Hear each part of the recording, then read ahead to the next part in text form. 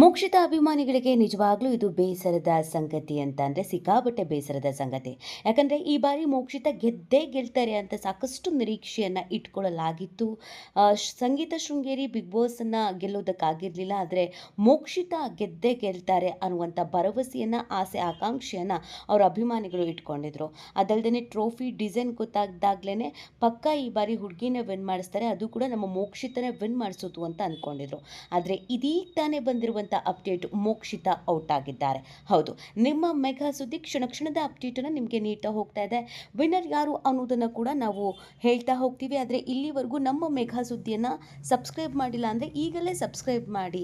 ಹೆಚ್ಚಿನ ಮಾಹಿತಿಗಾಗಿ bell icon press ಮಾಡೋದನ್ನು ಮರಿಬೇಡಿ. ಎಸ್, ಮೋಕ್ಷಿತ ವಿನ್ ಆಗ್ತಾರೆ ಅನ್ನುವಂಥ ನಿರೀಕ್ಷೆನ ಇಟ್ಕೊಳ್ಳಲಾಗಿತ್ತು.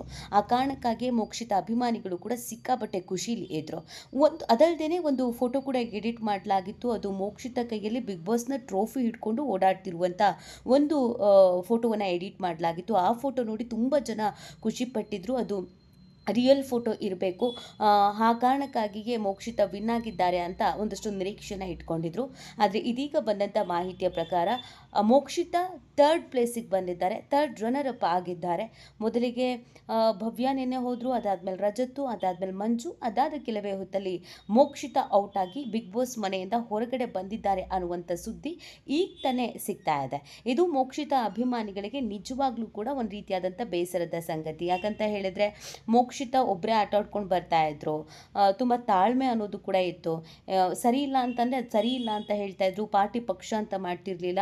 ತೀರಾ ಎಲ್ಲರ ಜೊತೆಗೆ ಕೆಟ್ಟದಾಗಿ ಬಿಹೇವ್ ಮಾಡೋದು ಅಥವಾ ಯಾರನ್ನು ಎಷ್ಟು ಬೇಕೋ ಅಷ್ಟೇ ಮಾತಾಡಿಸ್ಕೊಂಡು ತುಂಬ ಚೆನ್ನಾಗಿದ್ದಂಥ ಹುಡುಗಿ.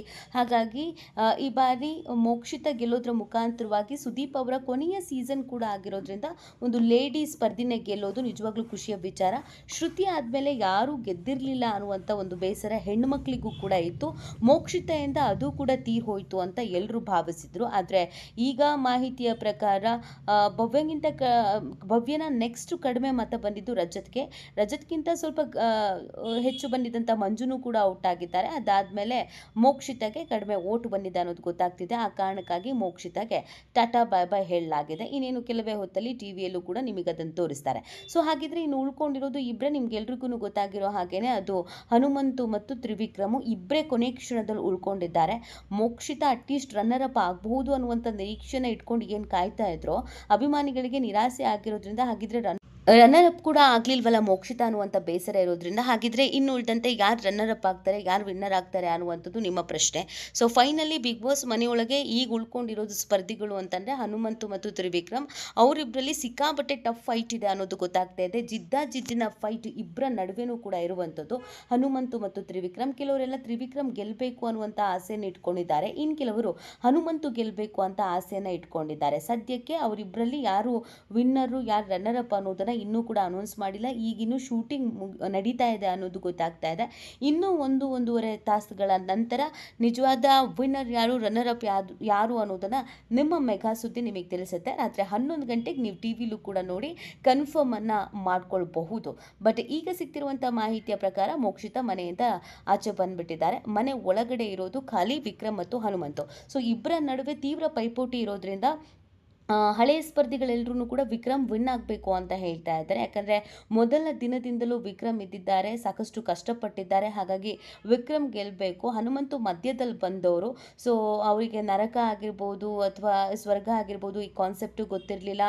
ಮತ್ತು ಇಲ್ಲಿಗೆ ವೈಲ್ಡ್ ಕಾರ್ಡ್ ಎಂಟ್ರಿ ಬಂದಿರೋದ್ರಿಂದ ಕೆಲವು ದಿನಗಳ ಕಾಲ ಅವ್ರಿಗೆ ಸಮಯ ಗೊತ್ತಾಗಿತ್ತು. ಅದಲ್ಲದೆ ಯಾರ್ಯಾರು ಹೇಗೆ ಅಂತ ನೋಡ್ಕೊಂಡು ಬರೋದಕ್ಕೂ ಕೂಡ ಒಂದು ಟೈಮ್ ಸಿಕ್ಕಿತ್ತು. ಬಟ್ ಮೊದಲಿಗೆ ಬಿಗ್ ಬಾಸ್ ಮನೆಯೊಳಗೆ ಬಂದಂಥ ತ್ರಿವಿಕ್ರಮಿಗಾಗಲಿ ಯಾವುದೇ ರೀತಿಯಾದಂಥ ವಿಷಯ ಸಲೀಸ್ ಆಗಿರಲಿಲ್ಲ, ಕಷ್ಟನೇ ಇತ್ತು ಮೊದಲ ದಿನದಿಂದಲೂ ಇದ್ದಿದ್ದು ಅನ್ನುವಂಥದ್ದು. ಸೊ ಆ ಕಾರಣಕ್ಕಾಗಿ ತ್ರಿವಿಕ್ರಮ್ನನ್ನೇ ಗೆಲ್ಲಿಸಬೇಕು. ಅದಲ್ಲದೆ ತ್ರಿವಿಕ್ರಮ್ ಇದೇ ಮೊದಲ ಬಾರಿಗೆ ರಿಯಾಲಿಟಿ ಶೋನಲ್ಲಿ ಕಾಣಿಸ್ಕೊಳ್ತಾ ಇರೋದು ಮತ್ತು ತೀರಾ ಬಡ ಹುಡುಗ ಕೂಡ ಹೌದು, ಲಾರಿ ಡ್ರೈವರ್ ಮಗ ಒಬ್ಬ. ಹನುಮಂತುಗೆ ಈಗ ಆಲ್ರೆಡಿ ಸೆಲೆಬ್ರಿಟಿ ಅನ್ನೋ ಪಟ್ಟ ಬಂದುಬಿಟ್ಟಿದೆ. ಸೊ ಹನುಮಂತು ಆಲ್ರೆಡಿ ರಿಯಾಲಿಟಿ ಶೋಗಳಲ್ಲಿ ಕಾಣಿಸ್ಕೊಂಡಿದ್ದಾರೆ, ಜೀ ಕನ್ನಡದಲ್ಲಿ ಫೇಮಸ್ಸು ಆಗಿದ್ದಾರೆ. ಹೀಗಿರಬೇಕಾದ್ರೆ ಹನುಮಂತುಗಿಂತ ತ್ರಿವಿಕ್ರಮ್ಗೆ ಈ ಗೆಲುವು ತುಂಬಾ ಬೇಕು ಅನ್ನುವಂಥದ್ದು ಕೆಲವರಾದ ಇವರಿಬ್ಬರು ನಡುವೆ ಸಿಕ್ಕಾಪಟ್ಟೆ ಪೈಪೋಟಿ ಇದೆ. ಕೆಲವು ಅಂತರಗಳಲ್ಲಿ ಒಬ್ಬರು ಹಿಂದಕ್ಕೆ ಉಳಿದಿದ್ದಾರೆ ಅನ್ನೋದು ಗೊತ್ತಾಗ್ತಾ ಇದೆ. ಸೊ ಆ ವೋಟ್ನ ಅಂತರ ಎಷ್ಟು, ಯಾವಾಗ ಅನೌನ್ಸ್ಮೆಂಟ್ ಆಗುತ್ತೆ, ಇಮಿಡಿಯೇಟ್ ಆಗಿ ನಿಮಗೆ ನಾವು ಅದನ್ನು ತಿಳಿಸುವಂಥ ಪ್ರಯತ್ನವನ್ನು ಮಾಡ್ತೀವಿ. ಕ್ಷಣದ ಅಪ್ಡೇಟ್ ಬೇಕು ಅಂತ ಹೇಳಿದ್ರೆ ನೀವು ಮೆಗಾ ಸುದ್ದಿಯನ್ನು ಈಗಲೇ ಸಬ್ಸ್ಕ್ರೈಬ್ ಮಾಡಬೇಕು. ಹೆಚ್ಚಿನ ಮಾಹಿತಿಗಾಗಿ ಬೆಲ್ ಐಕಾನ್ ಪ್ರೆಸ್ ಮಾಡೋದನ್ನು ಮರಿಬೇಡಿ.